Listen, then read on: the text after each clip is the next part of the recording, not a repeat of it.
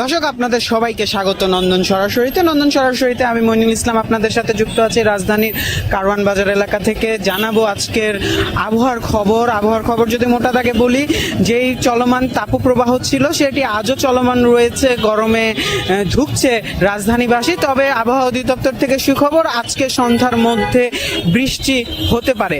এই আবহাওয়া অধিদপ্তর বলছে আজকে সন্ধ্যায় রাজধানী ঢাকার কিছু কিছু জায়গায় মাঝারি থেকে হালকা থেকে মাঝারি ধরনের বৃষ্টি, বজ্রসহ বৃষ্টি হতে পারে এবং বাতাস বয়ে যেতে পারে, যা যেই রাজধানীবাসীর যে তাপপ্রবাহ, যেই তাপ অনুভূতিতে ভুগছে, সেই অনুভূতি কিছুটা শিথিল হতে পারে। রাজধানীবাসী কিছুটা স্বস্তি পেতে পারে এই তাপদাহ থেকে। তবে সারা দেশেই যে চলমান তাপদাহ আছে সেই ক্ষেত্রে সেখানেও আবহাওয়া অধিদপ্তর একই বার্তা দিয়েছে।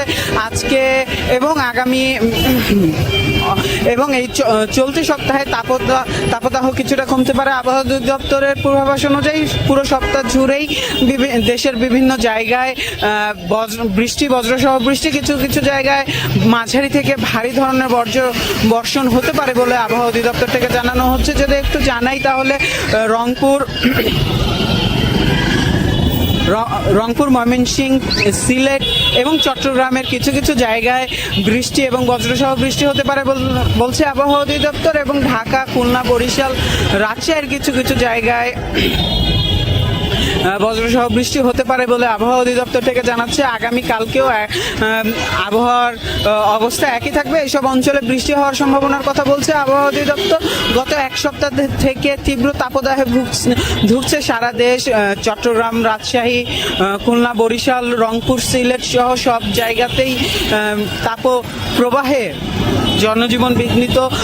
অসুস্থের সংখ্যা হাসপাতালগুলোতে এই তাপদাহের কারণে অসুস্থের সংখ্যা যেমন বেড়েছে, তেমনি ভর্তি রোগীর সংখ্যাও বেড়েছে। বিশেষ করে এই যে ঈদুল আজহাতে যারা বয়স্ক আছে এবং শিশু যারা আছে, তারা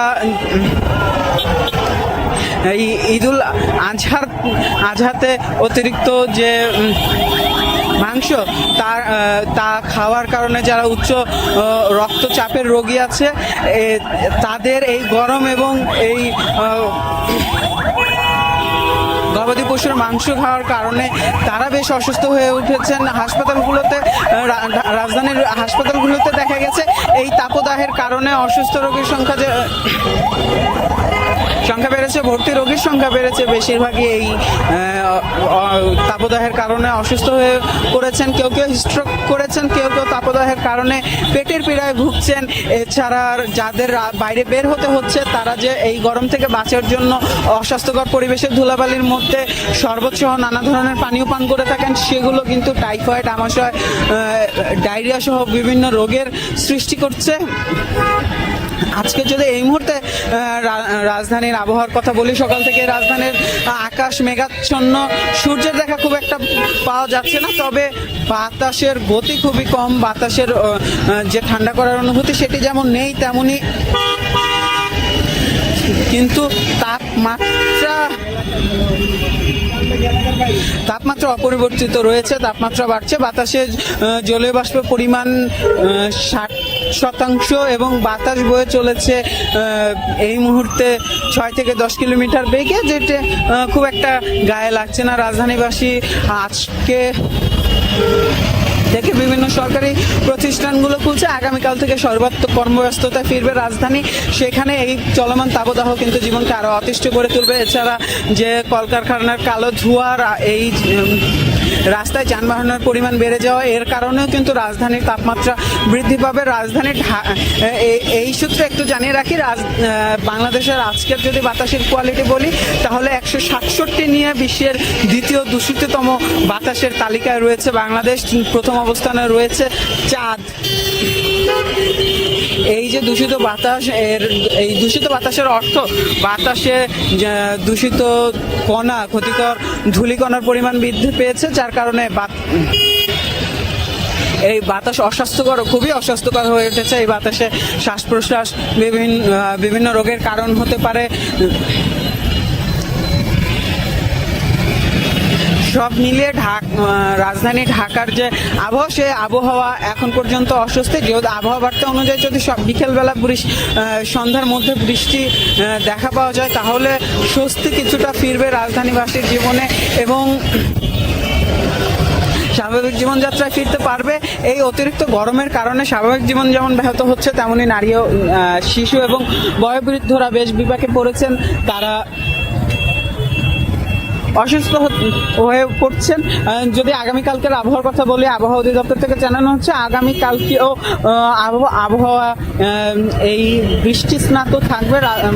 রাজধানী সহ দেশের বিভিন্ন এলাকায় বৃষ্টিপাত হতে পারে বলে আবহাওয়া অধিদপ্তর থেকে জানাচ্ছে। কিছু কিছু জায়গায় মাঝারি থেকে ভারী বর্ষণ হতে পারে বলে আবহাওয়া অধিদপ্তরের বক্তব্য।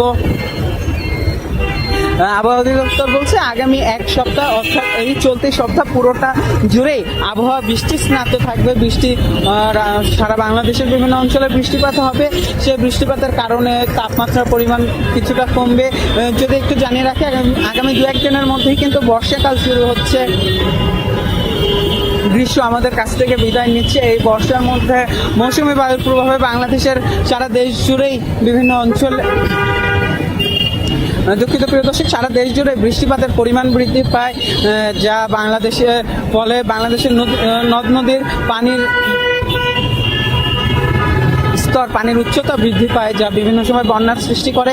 সেই বন্যার জন্য বাংলাদেশকে প্রস্তুত হতে হবে, বিশেষ করে দক্ষিণাঞ্চলের মানুষকে প্রস্তুতি নিতে হবে বন্যার জন্য। এছাড়া বিগত কয়েক বছর ধরে দেখছি ভারত থেকে আগত পাহাড়ি ঢলে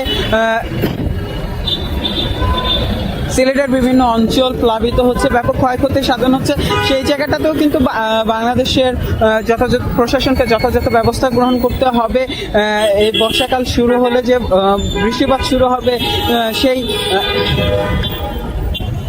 বৃষ্টির জন্য রাজধানীবাসীকে প্রস্তুত হতে হবে।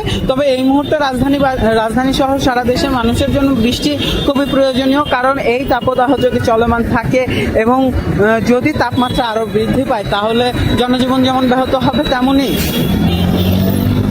অসুস্থতার মুখে পড়বে সারা দেশের মানুষজন। এবং আবহাওয়ার জন্য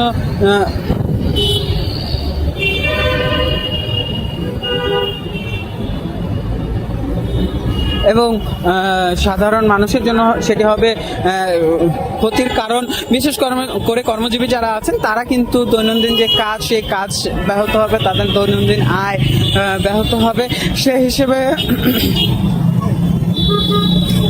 যে চলমান তাপদাহ আছে, সেই তাপদাহ থেকে রাজধানীবাসীর বাঁচতে অবশ্যই বৃষ্টির প্রয়োজন।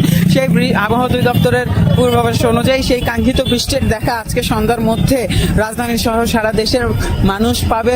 আকাশ মেঘলা আছে, এখন পর্যন্ত ঢাকার সূর্যের দেখা খুব একটা মিলছে না, অর্থাৎ সূর্যের যে প্রখর তাপ সেটি যদিও পড়ছে না, তবে তাপমাত্রা এখনো বাড়তি আছে। সকালবেলায় তাপমাত্রা ছিল 29 ডিগ্রি সেলসিয়াস, এরপরে বেলা গড়ানোর সাথে সাথে তাপমাত্রা বাড়ছে। তাপমাত্রা কমার